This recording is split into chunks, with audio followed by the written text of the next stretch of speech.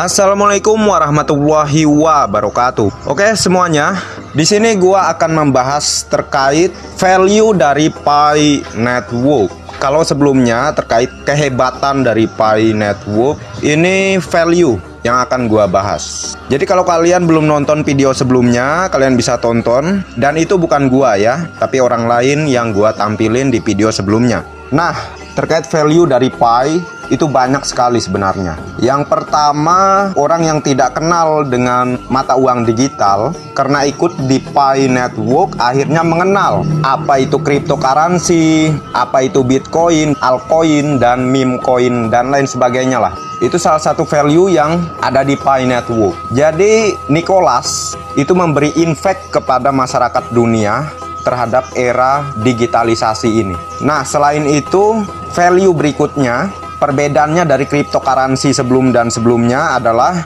Pi mempunyai ekosistem sendiri. Yang mana kalau kita lihat di Bitcoin, oke lah, kalau di beberapa negara di luaran sana menerima Bitcoin sebagai alat bayar, bahkan negara El Salvador sendiri itu mereka melakukan transaksi menggunakan Bitcoin dan beberapa negara lainnya lah. Lalu terkait yang gua bahas barusan ekosistem, Pi memiliki Pi Browser yang mana di situ bisa kita akses berbagai marketplace yang mana kedepannya kita bisa melakukan transaksi menggunakan Pi, mau itu ke barang atau konversi Pi ke fiat. Itu sangat lengkap di dalam ekosistem tersebut. Bahkan isu yang beredar kedepannya bisa dikonversi ke PayPal dan bisa nanti dikonversi di setiap bank-bank di berbagai negara kedepannya. Tentu itu semua memerlukan proses. Nggak sesimpel seperti bacotan kaum nyinyir yang pernah gua bahas di video sebelumnya. Jadi value yang ada di Pi itu bukan hanya yang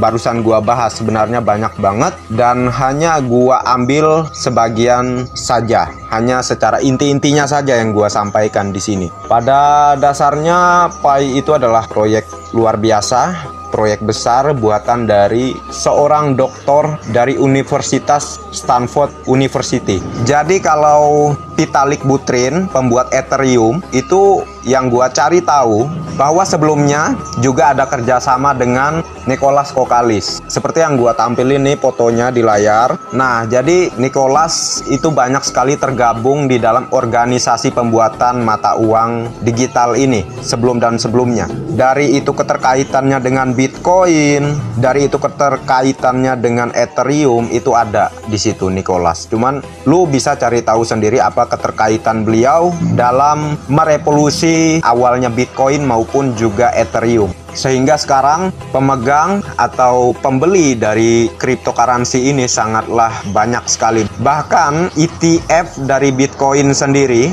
itu sudah resmi di negara-negara besar. Itu sangat luar biasa banget. Dan muncullah Pi ini untuk lebih menyempurnakan dari beberapa kekurangan yang ada di cryptocurrency sebelum dan sebelumnya. Seperti halnya Bitcoin dan Ethereum, gua pernah juga membahas di video tahun lalu bahwa Bitcoin muncul karena terjadinya resesi besar-besaran di tahun 2028 kalau tidak salah. Itu ada seorang anonim, Satoshi Nakamoto, menciptakan Bitcoin. Dan tujuannya adalah untuk mengalahkan fiat money atau uang kertas yang kita gunakan selama ini. Jadi itu tujuan besar dari Satoshi Nakamoto. Tetapi akhirnya sekarang Bitcoin hanya sebagai alternatif investasi ataupun trading dan tidak sesuai dengan tujuan Satoshi Nakamoto sebelumnya. Barulah munculnya Pi Coin untuk mewujudkan impian dari Satoshi Nakamoto, yaitu merevolusi